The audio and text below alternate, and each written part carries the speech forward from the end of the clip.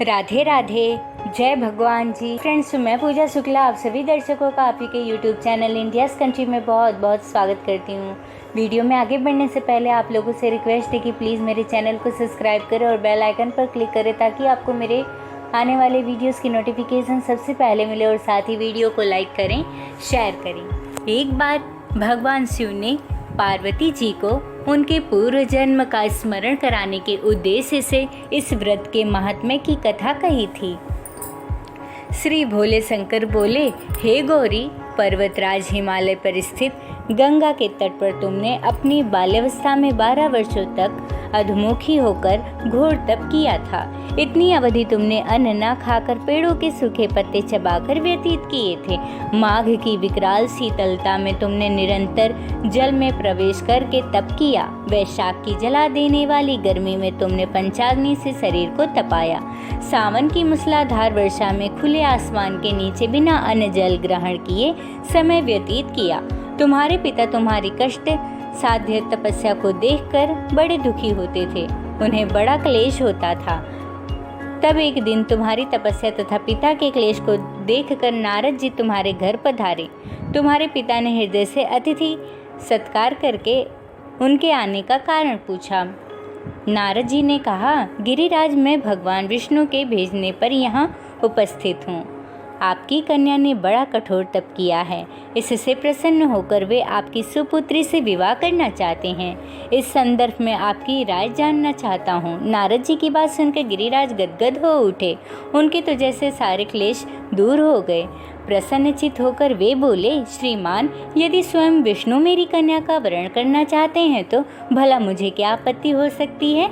वे तो साक्षात ब्रह्मा हैं। हे महर्षि, यह तो हर पिता की इच्छा होती है कि उसकी पुत्री सुख संपदा से युक्त पति के घर की लक्ष्मी बने। पिता की सार्थकता इसी में है कि पति के घर जाकर उसकी पुत्री पिता के घर से अधिक सुखी रहे।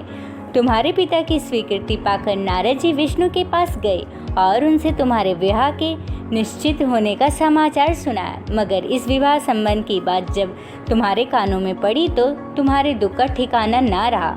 तुम्हारी एक सखी ने तुम्हारी इस मानसिक दशा को समझ लिया और उसने तुमसे इसका कारण जानना चाहा। तब तूने बताया, मैंने सच्चे हृदय से भगवान शिव शंकर का वरण किया है, किंतु मेरे पिता ने मेरा विवाह विष्णु से निश्चित कर दिया। मैं विचित्र धर्म संकट में हूँ, अब मैं क्या करूँ? प्राण छोड़ देने के अतिरिक्त जब कोई भी उपाय शेष नहीं बचा है। तुम्हारी सखी बड़ी ही समझदार और सूझबूझ वाली थी। उसने कहा, सखी, प्राण त्यागने का इसमें कारण ही क्या है? संकट के मौके पर धैर्य से काम लेना चाहिए। नारी की जीवन की सार्थकता इसी में है कि पति रूप में हृदय से जिसे एक बार स्वीकार कर लिया, जीवन पर्यंत उसी से निर्वाह करे। सच्ची आस्था और एक निष्ठा की समझ तो ईश्वर को भी समर्पण करना पड़ता है। मैं तुम्हें घनघोर जंगल में ले चलती हूँ, जो साधना स्थली भी हो, और जहाँ तुम्हारे पिता तुम्हें खोज भी ना पाए, वहाँ तुम साधना में लीन हो जाना। मुझे विश्वास है कि ईश्वर अवश्य ही तुम्हारी सहायता करेंगे। तुमने ऐसा ही किया। तुम्हारे पिता तुम्हें घर पर ना पाकर बड़े दुखी हुए। वे सोचने लगे कि तुम जाने कहाँ चली गई। मैं विष्णु जी से उसका विवाह करने का प्रण कर चुका हूँ। यदि भगवान विष्णु बारात लेकर आ गए और कन्या घर पर ना हुई तो बड़ा अपमान होगा। मैं तो कहीं मुंह दिखाने योग्य भी नहीं रहूँगा। यही सब सोचकर गिरिराज जोर शोर से तुम्हारी खोज शुरू करवा दी। इधर तुम्हारी खोज होती रही और उधर तुम अपनी सखी के साथ नदी के तट पर एक गुफा में मेरी आराधना में लीन थी। भाद्रपद शुक्ल तृतीया को हस्त नक्षत्र था। उस दिन तुमने रेत के शिवलिंग का निर्माण करके व्रत किया। रात भर मेरी स्तुति के गीत गाए। तुम्हारी इस कष्ट साध्य तपस्या के प्रभाव से मेरा आसन डोलने लगा। मेरी समाधि टूट गई। मैं तुरंत तुम्हारे समझ जा पहुंचा और तुम्हारी तपस्या से प्रसन्न होकर तुमसे वर मांगने के लिए कहा। तब अपनी तपस्या के फल स्वरूप मुझे अपने समझ पाकर तुमने कहा, मैं हृदय से आपके पति के रूप में वरण कर चुकी हूँ।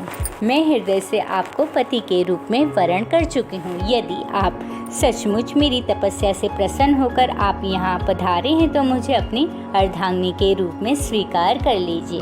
तब मैं तथास्तु कहकर कैलाश पर्वत पर लौट आया। प्रातः होते होते तुमने पूजा की समस्त सामग्री को नदी में प्रवाहित करके अपनी सहेली के सहित व्रत का पारणा किया।